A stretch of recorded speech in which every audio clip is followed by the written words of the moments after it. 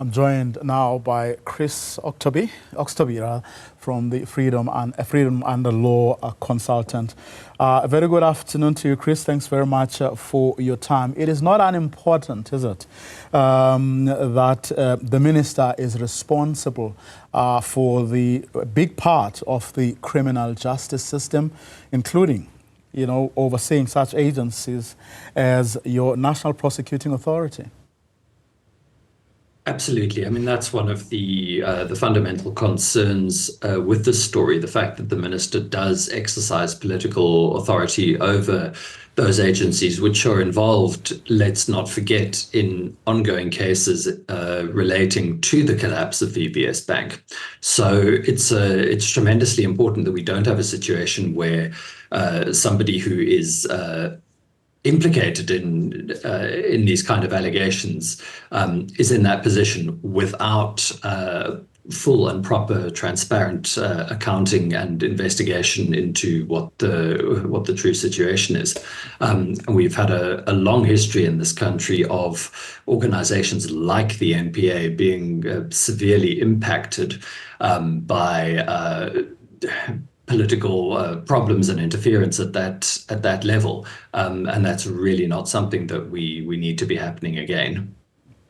Of course, I mean, often the difficult, well, certainly in the past, has been that a minister speaks to their boss.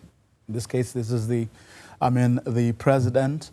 And whatever conversation they would have had, then the president gets to accept the minister's, explanation, but rarely ever, in fact, never, ever does the president then come forward to say, this is what we spoke about, this is what I asked, this is what the reply, and I'm happy. So I'm keeping her in my cabinet, and I suppose it is for those reasons, or such reasons, that your organization and others are asking that she responds transparently to the allegations. But what exactly does that mean? How would you want her to respond? I think we would want a public release of her full explanation and response to the allegations, whether that's in the form of a public statement or however the exact modality is that is used. But I think it is crucially important that we know how she responds to these allegations. To give one practical example, and it was something that was mentioned in the original news report, that she claimed that this loan in question was a legitimate commercial loan and that it has now been fully repaid.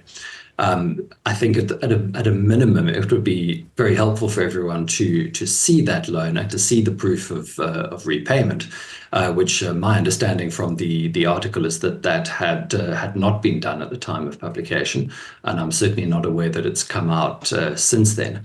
I think that the concern with going through formal processes such as a public protector investigation or a parliamentary portfolio committee investigation is the time that it's going to take. And we really can't afford a lot of time to be eaten up on procedural delay while the allegations remain unanswered, because that's going to do tremendous damage to public confidence in the justice system generally. And to give one specific example, the minister has her first sitting on the Judicial Service Commission in early October. And we really don't want a situation where we have another controversy about the composition of that body.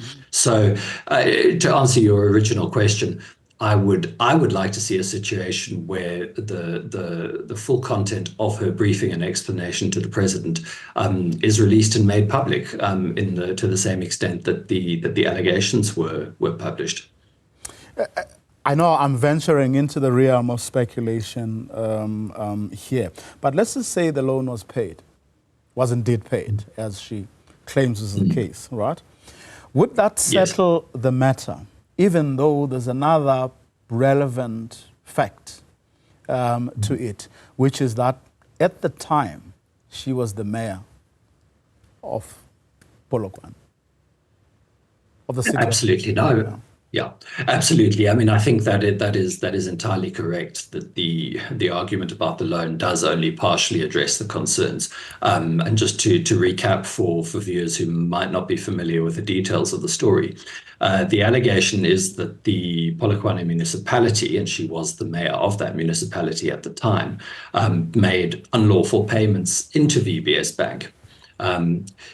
As a result of these payments, it's alleged that kickbacks were paid and that money from those kickbacks were then used to purchase a coffee shop for the minister.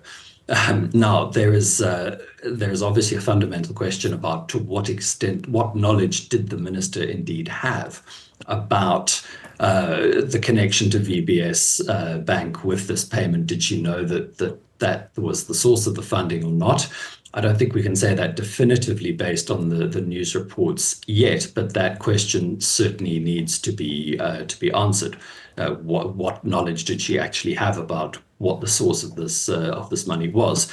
So yes, indeed, even the repayment of the loan doesn't address that fundamental question, which it could point to at least a serious lapse of judgment.